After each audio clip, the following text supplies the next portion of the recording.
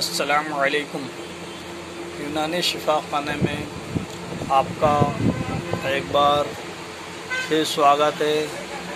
आज हम आपको एक और नई जानकारी दे रहे हैं। आज हम आपको खुजली के बारे में बता रहे हैं। ये देखिए, खुजली की दवा तितरीफल शहतरा, ये आपको किसी भी यूनानी दवाखाना या यूनानी मेडिकल से आसानी से मिल जाएगा।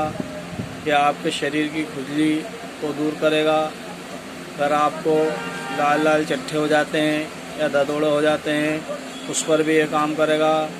यह आपके रक्त को साफ़ करेगा।